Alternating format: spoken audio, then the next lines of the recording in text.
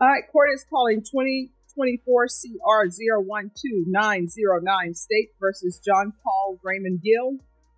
Could I have parties announced for the record for the state? Defense? And are you Mr. Gill? Yes, sir. Did you understand that what you're charged with is unauthorized use of a vehicle? That's a state jail felony. Range of punishment is anywhere from 180 days, 2 years in the state jail facility, and up to $10,000 fine. Did you understand? Right out the gate, the judge is making sure John knows exactly what is up against unauthorized use of a vehicle. That's not just borrowing a friend's car too long. In Texas, that's a state jail felony, meaning this could land him behind bars for up to 2 years. And yes, even if he says yes, and politely, that won't help much here. Yes, ma'am. If you have a plea bargain agreement with the state, the court does not have to follow your plea. If for any reason the court does not follow your plea and gives you more than you bargained for, the fact that you entered a plea will not be used against you, and you will be allowed to withdraw your plea. Did you understand? Yes, ma'am. According to the plea, punishment is to be assessed at 180 days in the Bexar County Jail under 1244, and there are no applications. Did you understand that to be the plea?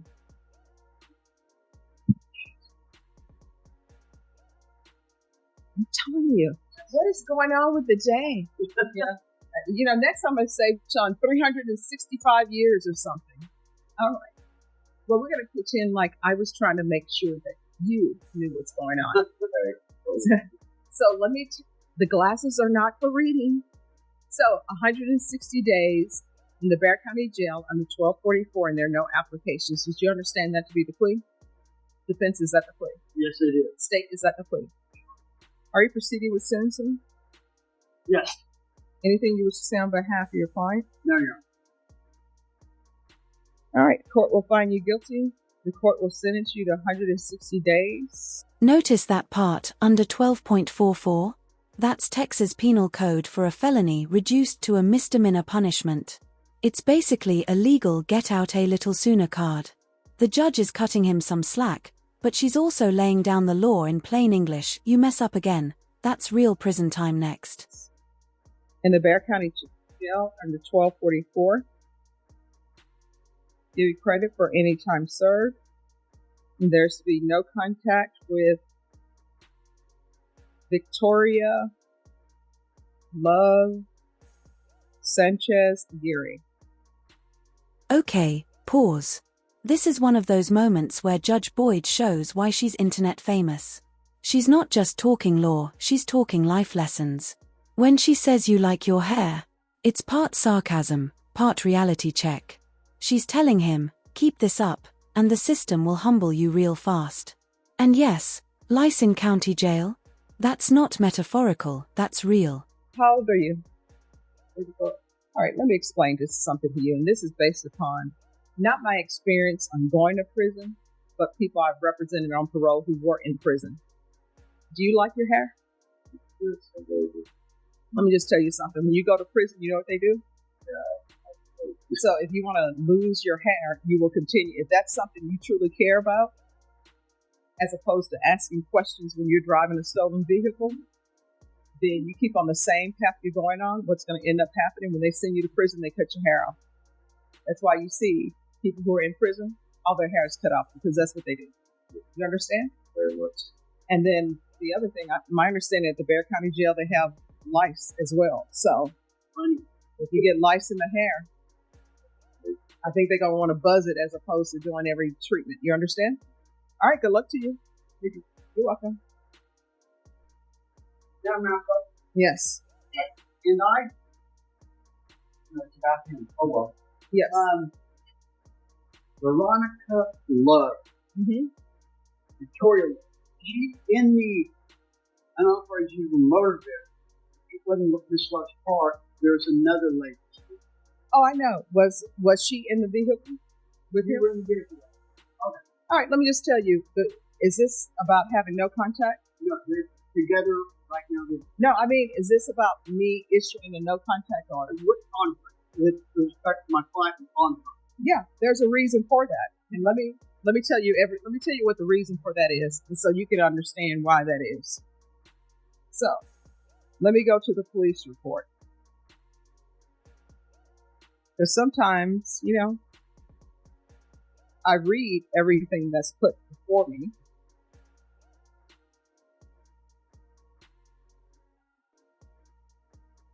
And here's where the emotional twist comes in. Turns out the girlfriend, the same one John can't contact, admitted the drugs in the car were hers. But the judge calls it like it is. These two are toxic together. Notice how she uses the police report to justify the no-contact order, not just because she can, but to show everyone why it's necessary. You can feel the tension in the room, especially when John says she's the mother of his kid. All right, so synopsis, first paragraph. You get pulled over, you're the driver of the vehicle, and she is S2. And it says S1 and S2 were found to have active warrants for their arrest after identifying themselves. So your warrant for your arrest wasn't for this unauthorized use of the vehicle, it was for something else. And she had a warrant for her arrest. And who is that sitting with her? Is that your mom or her mom? That's your mom? All right, your mom should want better for you. And let me explain why you should want better for him. And I'm sure you do, but he's not listening. Suspect 2, that's her, started crying and getting nervous. I then read Suspect 2 her Miranda warning, and Suspect 2 stated, the listed narcotics and money in the stolen vehicle were hers. Suspect 2 narcotics later found in her purse, by her feet area on the front seat floorboard after a search of the vehicle was conducted. That's why you can't have contact with her. So what they found in the vehicle that she's claiming, 3.7 grams, field tested positive for cocaine. Now, normally when the officers are weighing stuff out in the field, you really can't trust that weight. Sometimes it turns out to be less than a gram, but they do a presumptive field test of it. So presumptively, it's positive for cocaine. Presumptively, it's 3.7 grams. They found 5 THC vape pens at 3 grams each, multiple baggies of green leafy substance from my training and police experience, which I know to be marijuana. And that was 8.85 ounces in her purse. Suspect 1 was also read his Miranda warnings and refused to say anything about the narcotics or the listed currency in S2's possession. Now, based upon that, I don't know why she want to be with you, because if you're my man, you should be like, you know what, I'm going to take this case for her because that's my woman and I won't see any harm come to her. But you were just like, I'm not saying anything. She's claiming it as her own. So you guys should not be together. That's why. And I guarantee you, your mom does not want you with her because you two are not good together. And y'all just going to continue to pick up more cases. So that's a no. And that's why I have a no contact with her. Do you want to get your life together? She's the mother of the kid. You all can do that through a third party. I'm sure, Mom, will you be willing to transport children so he doesn't have contact with her? Mm-hmm. Yeah. Mm-hmm.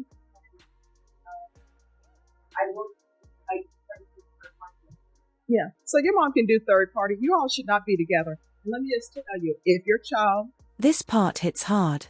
The judge switches gears from tough love to raw honesty, talking about the real victims here, the kids. When she mentions CPS and the NICU, she's not being dramatic. That's a genuine warning that if neither parent changes, someone else will raise their child. It's courtroom reality turned moral wake-up call. Your mom is saying your child is in NICU. If that baby is in NICU because of what mom has been ingesting or whatever, CPS is going to be involved. And let me just tell you what CPS normally does. If one of you all don't get your life together, your children are going to end up going to somebody else. Either you're going to step up to the plate or she's going to step up to the plate. And you're at that point in your life where your children should be more important to you than a woman. That's where we are. So, Victoria Love Sanchez, Igiri, you're not going to have contact with her. Yeah. Thank you, Mom. You're welcome. Right. Okay. All right. And then, he can still go to the hospital to see her, but they need to be on different shifts. All right. See, that's what I mean. That's what, you see what I'm saying? All right. All right. Thank you so much. They'll probably release him from jail at like midnight or 1 a.m. All right, thank you. All right, thank you so much. You're welcome. Oh, thank you. You're so welcome. I do what I can. Yes. Are you proceeding with sentencing, or do you wish for a reset for PSI or a reset for you to have witnesses to come on your client's behalf? We'll wait for PSI. All right. Do you wish to proceed with sentencing? Please. All right. State. Defense said they're proceeding with sentencing. And do you wish to proceed with sentencing today, Mr. Garcia? Sure. All right. State you're at a cap of 6. Yes, And what are you requesting? Requesting 6, Your Honor. She'd like on right now, please. Yes. Your Honor, this individual does have 2 previous convictions for the time. And just like that, new case, new life lesson. The judge compliments his tattoos, but notice the timing, right after sentencing him to 6 years. That's not shade, that's humanity. Even in the middle of punishment, she finds something positive to say. It's what makes these courtroom clips so fascinating, justice with personality. So, both of these gave that in 6 years, substantially lower than 5 minimum. All right, defense. Judge, I have nothing to say other than that I think 6 years. Here. All right, so Mr. Garcia, what I can tell you is you are lucky that this is the offer because, one, you do have priors. You have been to prison before. And from reading the police report, you've read that, right?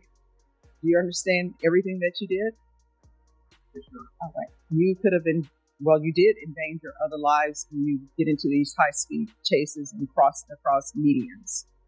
All right, the court is going to find you guilty, sentence you to 6 years in the prison, give you credit for any time served. All right, we can go off the record. Well, good luck to you. And I tell you, your tattoos, if they were on Ink Master, they'll say that the shading is good. You know, the dark shading. They do a lot of black ink tattoos on Ink Masters. So what did you want to tell me about the Buffalo thing? Buffalo theory of honor. This is according to Norm. He knows everything. Norm from Cheers, yes. Yeah. You know how Buffalo, the herd of Buffalo,